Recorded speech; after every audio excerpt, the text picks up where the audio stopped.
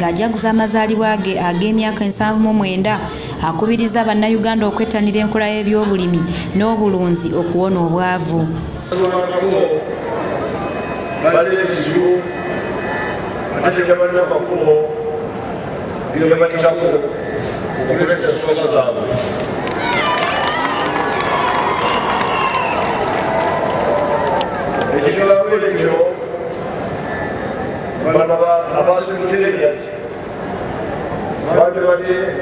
okwongera okukulakuulanya kubanga okuganda n'omusigo twateekawo amakubo abiri waliwo amakubo ga FCs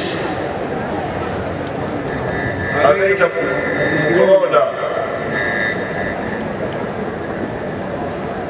kabisa ensonga zaffe lwabo ba FCs naye twakitegeera nti oluusi abantu baffe ababazirwanako bayinza kuba tebali mu bukiiko obwo obwakalulu.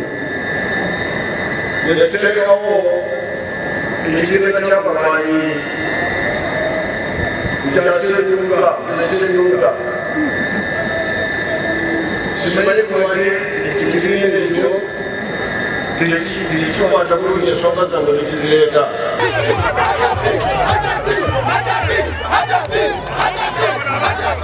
Ng'omulamwa gubadde gwakujjukira abajaasi b'e Katonga, Hajjati Hadija Namyalo akattiriza nga bwe batagenda ku pawa era n'agumya abawagizi ba NRM nti babeere bagumu teri kuva ku meyini.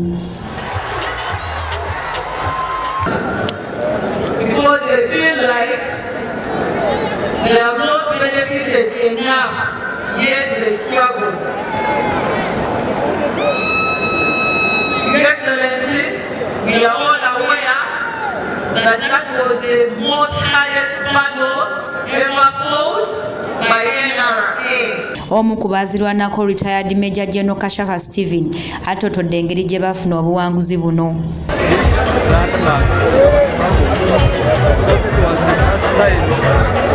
We had finished the stage of concealment and guerrilla warfare, and we are prepared now for conventional warfare that will ultimately soon lead us to victory in Amara. And this is what happened.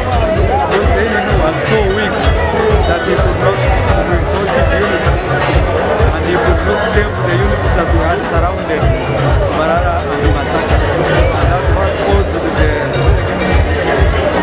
quick and precise victory of capturing Amara on 26 January 1986. That's how I can summarize it. It was a great battle. Although, as we said, it wasn't the first one. There are others that laid the ground for that, where we lost so many comrades, especially the senior commanders who started the war. Like in 81, the first NRA commander Ahmed Sequia, Magara Sam, those were commanders, Sam Katabarwa, killed by the enemy. Hajjati Minsa Kabanda, minisita wa Kampala, agambye nti abaana bonna abasomera mu masomero ga gavumenti bakkirizibwa okusoma yadde nga tebalina byetaago.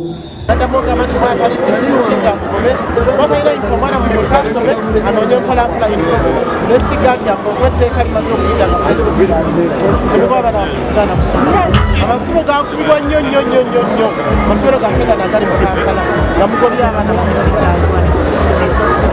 ekyo Abantu ab'enjawulo balina kye boogedde ku mukolo guno.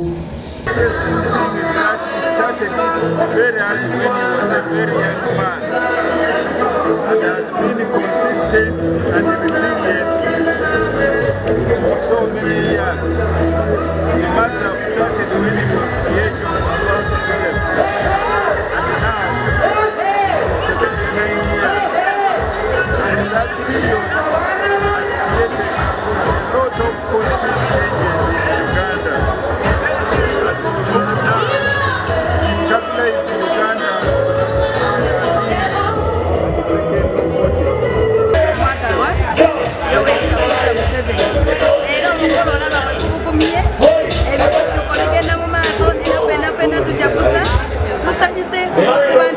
omusajja ono yakola bingi okulaba nti atujja tetwali tubonabona ate naddala nnyo abanayuganda abaali babonaabona nnyo ne insecurity kati obulamu bwakumauganda leero abakyala tebalina kyakwogera ojjako okunyumirwa buli kimu kiri mu maaso obukulembeze tukigenda mu maaso era n'abato abazikulu bonabona basanyusa kubanga kati beeyagala kyebakola kyebaagala kyebawandiika kyebaagala njagala kwebaza Museveni kubanga kati olabira ddala nti enkulaakulana ezigenda mu maaso enguudo amasanyalazi amazzi era ndaba nti emyaka eno tegyabuto abantu abo babadde beerabirwa nnyo ate nga kwe kwasinziirako oba kituyinza okugamba nti obuwanguzi bw'ekitundu ekyo bwe bwaviirako obuwanguzi obw'eggwanga lyonna n'olwekyo yatuwa omulamwa aga tuguteekeko okujjukira abantu abo batugendako naye ate era tulina n'omulamu omulala ogw'okulaakulanya eggwanga nga tusinziira kuteekawo emirimu naddala nga tuyita mu bavubuka n'abakyala kubanga be basinga obungi mu population y'eggwanga lino naddala abavubuka so omulamu ogw'obuyiiya omulamu ogw'okukola tugutaddeko nnyo essira kansala wa mulungi nalunga mbakunga mwenna mujje tubeerewo ku Ramsey tubeerewo ku Rakatonga spirit tujjukire abaranyi baffe abaafa mwena mbakunga okujja Kololo mwena mujje mu bungi tubeerewo ku Ramsey celebrating birthday ye mu bitiibwa Nagujja Serena, Big Television.